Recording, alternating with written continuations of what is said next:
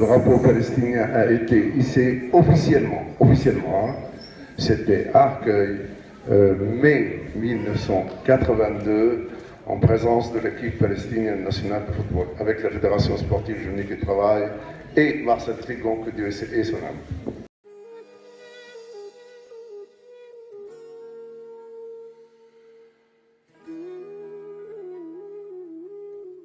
21 avril 2017, direction aéroport de Ben Gurion, en Israël. Je suis élu et avec deux de mes collègues, nous représentons la délégation d'Arcueil pour les 20 ans de l'association Hébron France. Dans l'avion, Hélène Pécolo et Anne Rajman peaufinent leur discours. C'est avec mon portable que je vous raconterai ce voyage. Dans le taxi qui nous emmène à Hébron, je me dis que les hommes construisent trop de murs et pas assez de ponts. Partout autour de nous, je ne vois que des murs et des fils barbelés. Hébron, à 30 km de Jérusalem. Sa population compte 200 000 habitants. Les habitants d'Hébron et les rues animées me rappellent les paysages et la vie de l'Est algérien. Sur ces visages, les stigmates d'une vie rude et triste.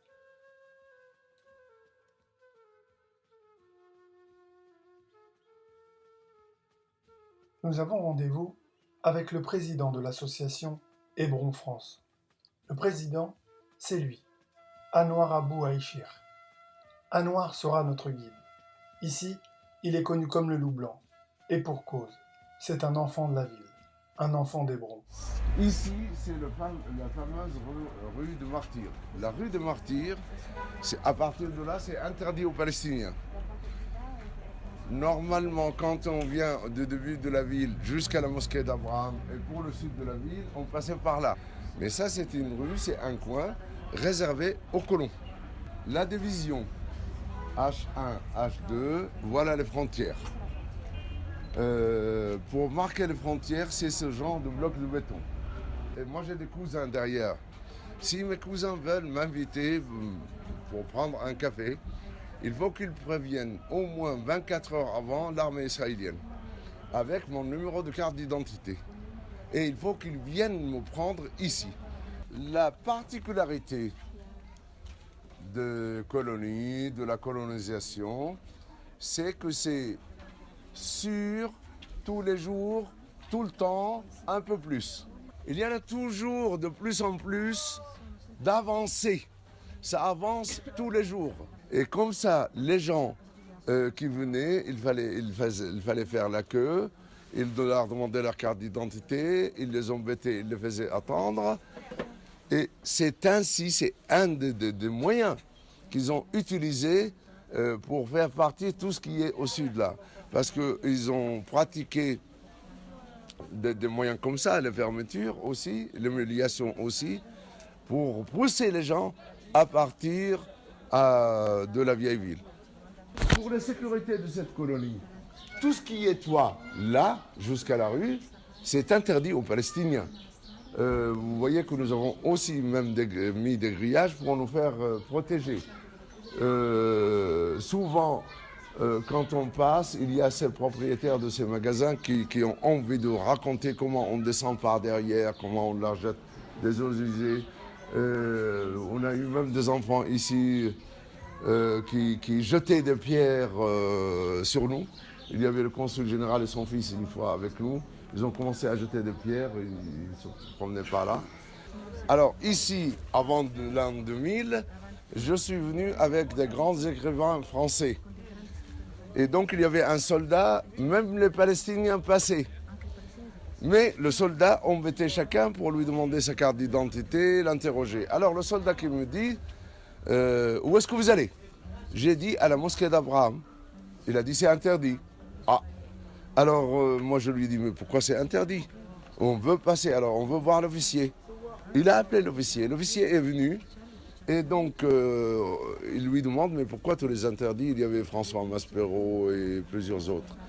Il leur a dit, pourquoi tu les interdis? Il a dit, parce que ils ont dit qu'ils vont à la mosquée d'Abraham. Il fallait que je dise, on va au caveau du patriarche. Caveau des patriarches pour les uns, mosquée d'Abraham pour les autres, ce lieu saint est un sujet de discorde entre juifs et musulmans. C'est le plus ancien édifice religieux encore en fonction à ce jour. Le prophète Abraham, père du monothéisme, aurait choisi ce lieu pour en faire sa sépulture et celle de sa famille. C'est donc ici que reposeraient sa femme, Sarah, et leurs deux fils, Isaac et Jacob. Le 25 février 1994, Baruch Goldstein, un colon extrémiste, s'introduit dans la mosquée à l'heure du Fajr, la prière de l'aube. Muni d'un fusil d'assaut, il ouvre le feu sur les fidèles qui priaient. Bilan, 29 morts, tous palestiniens. Depuis ce jour, la mosquée fut divisée en deux sections, l'une pour les musulmans, l'autre pour les juifs, chaque culte ayant son propre accès. Je remarque que le lieu de prière est mixte. Nous partons vers le local de l'association Danoir, qui se trouve au cœur de la vieille ville. Sur la route, nous croisons une voiture appartenant aux observateurs internationaux. Leur mission est de noter les agissements des deux belligérants. Arrivé au local de l'association, je vois devant moi l'usage qui est fait des dotations arcueillaises que je vote chaque année en conseil municipal.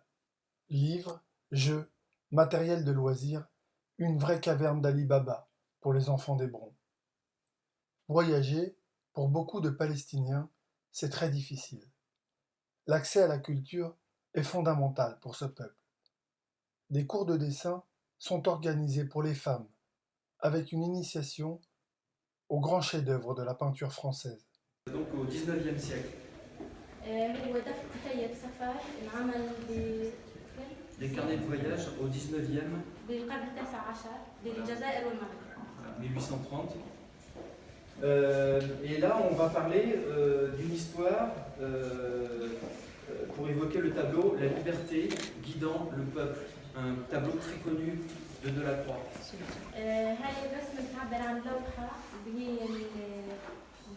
La liberté guidant le peuple. Avec une femme qui tient un drapeau, c'est la guerre à Paris en 1830. Quand je me présente aux habitants d'Hébron en disant que je viens d'Arcueil, les visages s'illuminent, des sourires qui me font chaud au cœur. Le service culture de la mairie d'Arcueil est heureux de mouiller la chemise et de venir apporter de la culture sur le terrain, au plus près des habitants d'Hébron. Josiane et Garance s'attellent aux derniers préparatifs. Une exposition sur le peuple sud-africain va être présentée aux habitants d'Hébron.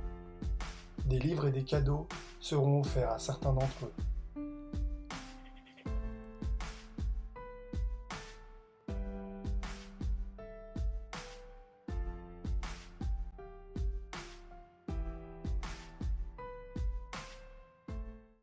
Direction Jérusalem.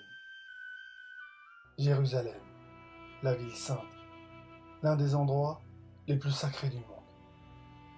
Pour les chrétiens, c'est à Jérusalem que Jésus passa les dernières années de sa vie, qu'il fut crucifié et qu'il ressuscita. Pour les musulmans, c'est la ville où le prophète de l'islam, Mohammed, est monté vers le ciel. Pour les juifs, qui partout dans le monde prient en se tournant vers Jérusalem. Il flotte dans l'air une atmosphère indicible. Je comprends enfin pourquoi les hommes se battent depuis toujours pour ce morceau de terre. À Jérusalem, juifs, musulmans et chrétiens vivent côte à côte depuis des siècles. C'est ici que se trouvent les sanctuaires les plus vénérés des trois religions monothéistes. Le mur des lamentations. On l'appelle ainsi car beaucoup vinrent y pleurer à la mort du Christ. le Saint-Sépulcre est l'église la plus sacrée chez les chrétiens du monde entier. C'est ici que Jésus fut crucifié et c'est là que son corps fut inhumé et qu'il ressuscita. Le dôme du rocher, témoin de récits extraordinaires. Depuis plus de 1200 ans, il n'a pratiquement pas bougé. C'est ici qu'Abraham s'apprêta à sacrifier son fils, Isaac.